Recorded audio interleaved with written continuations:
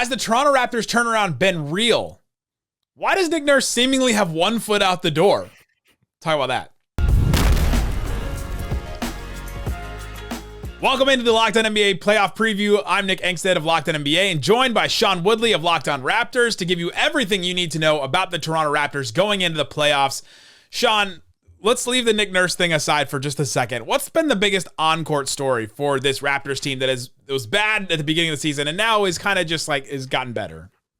Yeah, I think the biggest story is Jakob Poeltl's arrival kind of fixed a lot of what was ailing the Raptors. They're not a great team with Jakob Poeltl. They're like 15-11. They have the 17th best offense, 6th best defense, which is very nice. But like they're just like a normal basketball team with Jakob Poeltl. Before Yak's arrival, they were trying to play basically a vision zero at the center position, right? No centers whatsoever.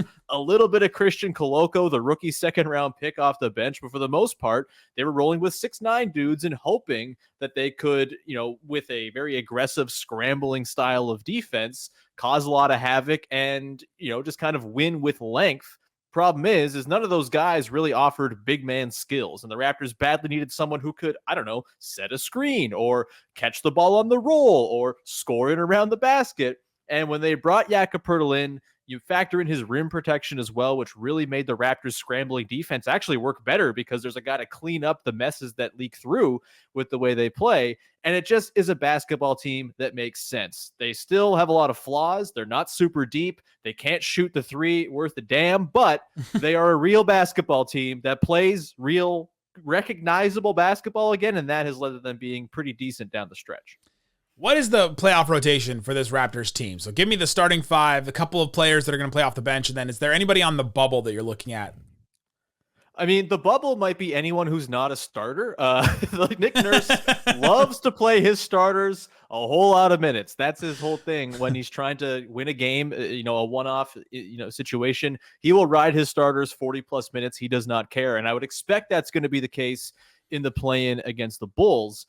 There will be guys who play. Gary Trent Jr., his three-point shooting is incredibly valuable. He came back late in the season after missing a handful of games down the stretch. He had a big game in a nothing game against the Bucks C team on Sunday, but it was really nice to see him kind of get back rolling. His three-point shooting is valuable. They can play small with him and take Jakob Poeltl out, which might be a thing you got to do against this Bulls team, which has a stretch big and Nikola Vucevic to keep in mind of. Also, just the fact that he can just soak up minutes to make it so not everybody has to play 48 is very valuable. After that, you have Precious Achiuwa and Chris Boucher, who are kind of the next guys off the bench.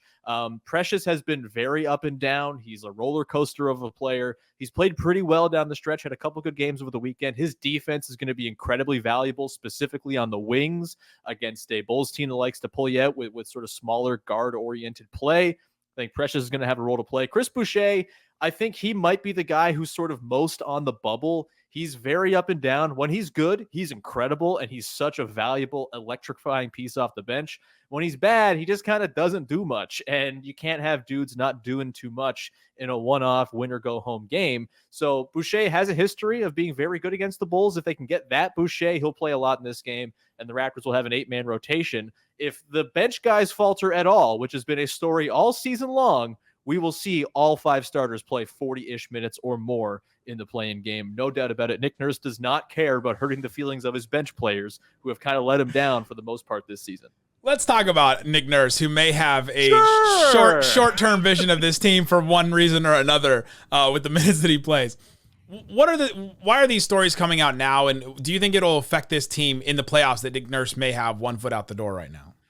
Honestly, this team's been so kind of in disarray and inconsistent all season long that I'm not sure this whole Nick Nurse uncertainty hanging over the team is going to matter much. For those who don't know, Nick Nurse, about a week before the end of the season, had some interesting comments. There was a report in the Toronto Star by Doug Smith, very plugged in, longtime Raptors beat guy, who said that the Raptors and Nick Nurse maybe weren't on the same page, that there could be some potential movement in the offseason, with the Rockets highlighted as a potential destination for Nick Nurse, considering his ties to that franchise going back to his G League days.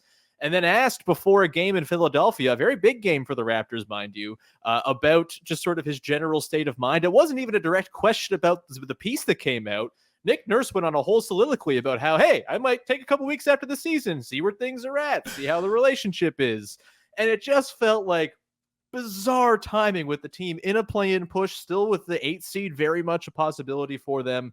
I don't think it's changed the way they play all that much, but you would imagine they're probably this sort of uncertainty doesn't help matters at all, right? As far as the ceiling for this team, the ceiling is probably getting waxed by the Bucks in the first round anyway. I don't think this changes anything, but it does leave a big question mark for the offseason as to what the changes might be. And if I'm picking changes to happen, I think the players have played pretty well after the Jakob trade. And I think the core starting 5, it's been really good. One of the best lineups in basketball. Nick Nurse has kind of made himself the public target for a big change, and I would expect that this is probably the last few days of Nick Nurse in Toronto, just based on reading the tea leaves. You don't go off on a soliloquy like that if you're planning to stick around, I guess is my sort of reading of what happened there from trying to read between the lines. Oh, reading between the lines of what coaches say. Who knows that? Who knows that better than us? What are the biggest strengths and weaknesses of this team on the court? Basically, how do they win games? How have they lost games this season?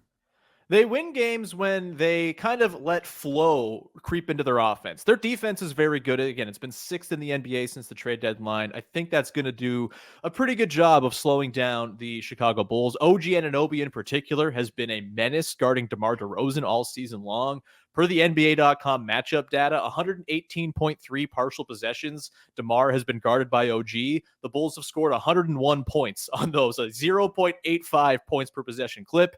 DeMar's got 6 turnovers to go along with just 14 points scored in those possessions, which extend to well over the number of possessions you get in a single game. He's the second most guarded guy by OG this season. I think the defense is going to be all right. The offense is going to have to play within the flow that is created essentially out of the Jakob Poeltl, Fred VanVleet pick and roll. When they have that as their sort of core play, tons of good stuff comes from out of it. You get Scotty Barnes cutting, OG Anunoby cutting and hitting catch and shoot threes. Pascal Siakam can play more of a secondary wing creation role, pick his spots, go into the post. Lots of guys to post up on this smaller Bulls team, so I think that's going to be an avenue for them to get looks. But if they don't play within the flow and they kind of bog down in your turn, my turn mismatch hunting, which they've gotten into trouble with this season, that's a problem. Also, they got to hit their threes. This has been a really bad three-point shooting team all season long. When they hit their threes, they look incredible. They look truly unstoppable. This is the maddening thing about this team. Their highs are incredibly high. Their lows are incredibly low, and those are often associated with their three-point shooting nights. If they can hit their threes against the Bulls, it's pretty fundamental. It's basic. It's not very hard analysis, but hit threes, good, and the Raptors, I think, will be in pretty good shape. OG Anunoby, Fred VanVleet, and Gary Trent Jr., the 3 main guys there who take the lion's share of the important threes for this team. They're going to have to be good. At least 2 of those guys will have to have good nights. Otherwise, the Raptors will be in trouble against a pretty good Bulls defense. It's wild how many teams so far, me doing these previews, have said that exact thing. Like, if they hit their threes, they're great. They could beat anybody. I mean, welcome to 2023 in the NBA, baby. Here we are. The FanDuel line for the play-in game against the Bulls is Raptors -5. So the Raptors are 5-point favorites against the Bulls. What are the expectations for this team? Do fans, media, the team itself, and then do they expect to cover that spread, to win that game against the Bulls and then to move on? Or what is it the expectation go farther than that? I think the fans expect to not expect anything, right? Like, it's just been such an inconsistent season that I don't think any outcome would be surprising here. They could come out and lay a total egg. It would be like, yeah, that about checks out. And people would be all right because it improves their draft position. If they win and play a really good game, I don't think that'll be shocking either because they have it within them. For me, I think at the very least, you got to win this game and then figure out what happens in the next play-in game. It'd be really fun if the Raptors could go through a gauntlet of DeMar DeRozan and Kyle Lowry on their way to making the playoffs. That's a subplot here if they get Bulls Heat in the 2 play-in games here. They lose to Chicago. It's disappointing, but ultimately, like I said, the ceiling for this team is not especially high, and there is a draft-related, incentive, I suppose, to lose this game if you're the kind of freak who cares whether they pick 12th or 14th. But it's there, and so I think the fan base will make their peace with whatever happens here. Truthfully, I think the most important thing for this team was seeing what they looked like with Jakob Poeltl, which was pretty good, and they can go into the offseason with that. what happens here in the play-in, I don't know if it has all that much bearing on what's going to happen in the future. And I think, again, with this being the most aggressively 500 team you will ever see, I really think anything is on the table in these play-in games. And I'm just going to kind of watch to enjoy the fun of one-off basketball and not really worry about the big implications of what's to come up here, because this feels almost like window dressing compared to the 26 games they played with Jakob Poeltl after the deadline. The Atlanta Hawks would disagree that they are the most aggressively 500 team, because the Hawks are legitimately the most 500 team that we may have ever seen. Go listen to. By the way, the Raptors are in this game, in the 9-10 game, because back in November, the Raptors and Hawks tiebreaker was decided by an end-of-game buzzer beater by AJ Griffin after a massive Scotty Barnes defensive breakdown, which is just the most Raptors-Hawks sort of entwined destiny thing you could possibly expect for this season. It's, they belong in this game, no doubt. I expect that second play-in game then to come down to a AJ Griffin, like Scotty Barnes block on AJ Griffin now. But well, here's to the go thing. the opposite way. The first one is almost certainly coming down to DeMar DeRozan hitting like a turnaround jumper at the buzzer to win the game and break everybody's hearts in some sort of revenge 5 years out from the trade. Lots of different things go on in this game, like I said, and nothing would surprise me, except that if it was like a boring game where nothing insane happened, that might surprise me, because these Raptors, as 500 as they are, it's either hot or cold. There's no room temperature with this team whatsoever. They are a 500 team on net average as opposed to their night-to-night output. A podcast that is also not room temperature, always coming in spicy hot. Locked On Raptors. Go listen to Sean Woodley daily on YouTube or wherever you get your podcast. Thanks for hanging out with us on the Locked On NBA playoff preview. Of course, man. Anytime. I was talking to the audience, but yeah, YouTube.